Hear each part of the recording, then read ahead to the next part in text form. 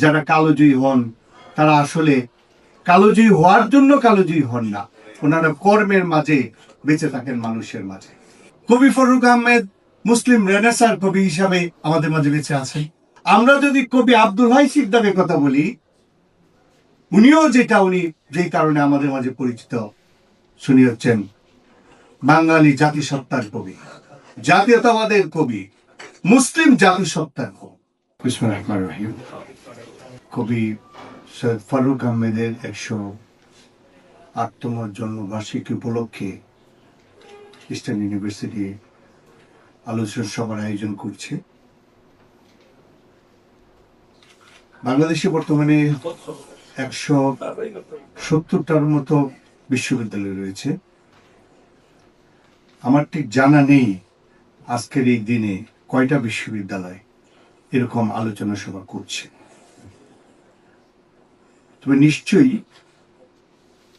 যারা করছে বা করবে আমরা তাদের মধ্যে অন্যতম। আজ থেকে প্রায় 2 মাস পূর্বে এই বিশ্ববিদ্যালয়ের প্রতিষ্ঠাতা চেয়ারম্যান জনাব আবুল কাশেম হায়দারি, উনি আমাকে একটা বিষয় বললেন যে ভাইস চ্যান্সেলর মহোদয়, কবি আব্দুল হাই সিকদার ওনাকে নিয়ে একটা প্রোগ্রাম করা দরকার। আমাকে উনি এতটুকু কথাই বললেন। তো আমি বললাম যে ওনাকে কবে প্রোগ্রাম করা যায় সেটা আমি জানাবো, আর আপনি ওনার সাথে কথা বলবেন যে উনি ওই দিন আসতে পারবেন কিনা। আমি সময় খুঁজে দেখলাম যে কখন করা যায়, কারণ আমাদের সেমিস্টার ভ্যাকেশন ছিল, আবার স্টুডেন্টদের পরীক্ষা, ক্লাস সবকিছু মিলে আমি চিন্তা করলাম যে ঈদের পরপরই 10 জুন কবি ফরুক আহমেদের আমরা 108তম জন্মবার্ষিকী উপলক্ষে আলোচনা আমরা করতে পারি। তো আমার কাছে খুব ভালো লাগছে যে কবি আব্দুল হাই সিকদার, ওনার সাথে যখন উনি কথা বললেন, আমিও কথা বলেছি, উনি সম্মতি দিয়েছেন এবং আজকে আমাদের মাঝে উপস্থিত থাকতে চলেছেন। এই জন্য ওনাকে অসংখ্য ধন্যবাদ। আমরা যখন বিশ্ববিদ্যালয়ে পড়তাম, কলেজে, বিশ্ববিদ্যালয়ে, আজ থেকে 40 বছর আগের কথা বলছি, সেই সময়কার যারা জাতীয় কবি, যারা কবি পরিচিত, আমরা তাদেরকে বিশ্ববিদ্যালয়ের জীবনে এভাবে পাইনি যেভাবে আজকে তোমরা কবি আব্দুল হাই সিকদারকে কাছাকাছি তোমরা দেখতে পাচ্ছ, তার কথা শুনতে পাবে। এই জন্য তোমরা নিঃসন্দেহে ভাগ্যবান। আমরা যখন বিশ্ববিদ্যালয়ে পড়তাম, আমার মনে হয় আমাদের ক্লাসের সব বন্ধুরাই কবিতা লিখত, আর আমার দশা তো এরকম হয়ে গিয়েছিল যে বিশ্ববিদ্যালয়ে একটা সাবজেক্টে খারাপ মার্কস পাওয়ার কারণে আমার মন খুব খারাপ ছিল। ওই দিন থেকে আমি কবিতা লেখা শুরু করেছি, এবং কবিতা লিখতে লিখতে এরকম হলো যে একদিনে 10টা কবিতা লিখেছি। পরে আমার এক সহপাঠী বন্ধু বলল যে তুমি যেভাবে কবিতা লিখতেছ, সামনে তো তুমি নজরুল, ফরুকের মতো হয়ে যাওয়ার সম্ভাবনা আছে। এবং আমি কিন্তু ভাবতে লাগলাম, মনে হয় হতেও তো পারি।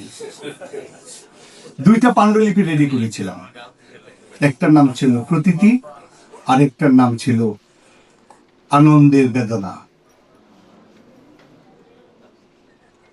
লেখার পরে আমাদের সময়কার একজন ভালো কবি, ওনাকে বললাম যে আমার এই 2টা পাণ্ডুলিপি একটু দেখেন তো ঠিক আছে কিনা। উনি বললেন যে আপনি আর কবিতা লিখবেন না।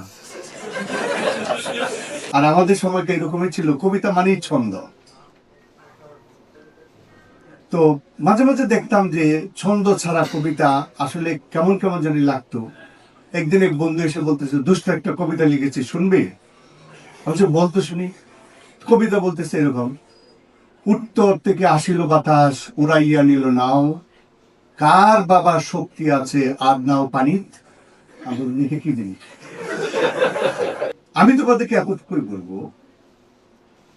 বাংলাদেশের মানুষ যদি 17 কোটি হয়, আসলে আমার মনে হয় কম বেশি 17 কোটি মানুষই কাব্যিক, ভেতরে কবিতা থাকে, ছন্দ থাকে, কিন্তু সবাই প্রকাশ করে না, সবাই লিখে না।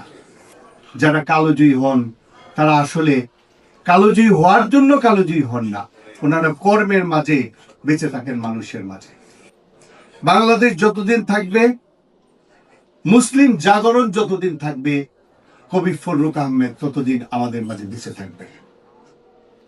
এই জন্য আমাদের প্রত্যেকেরই, তোমরা আমরা যারা আছি, আমাদের প্রত্যেকের জীবনে ইম্প্যাক্ট তৈরি করতে হবে, যাতে আমরা মৃত্যুর পরেও বেঁচে থাকতে পারি। তুমি যখন খুব বেশি কন্ট্রিবিউট করতে পারবে, তখনই কিন্তু তুমি মানুষের মাঝে জেগে থাকবে। কবি ফররুখ আহমেদ মুসলিম রেনেসার কবি হিসাবে আমাদের মাঝে বেঁচে আছেন।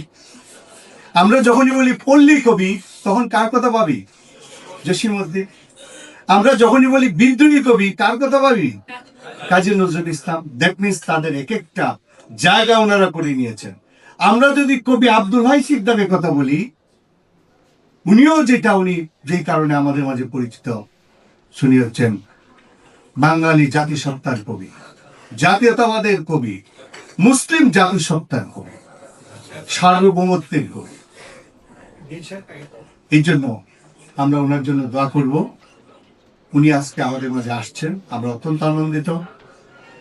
আমি তোমাদের সবাইকে আহ্বান করব, কবি ফররুখ আহমেদের বিভিন্ন লেখা, বিশেষ করে এই যে সাতসাগরের মাঝি যে কাব্যগ্রন্থটি আছে, যেখানে পাঞ্জেরি কবিতাটি অনেক উঁচু স্থানে রয়েছে, সেই কবিতাগুলো তোমরা পড়বে।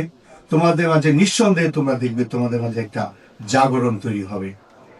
জেগে উঠুক বাঙালি, জেগে উঠুক বাংলাদেশি, জেগে উঠুক এই বিশ্ববিদ্যালয়ের সকল ছাত্র, শিক্ষক, কর্মকর্তা, কর্মচারী।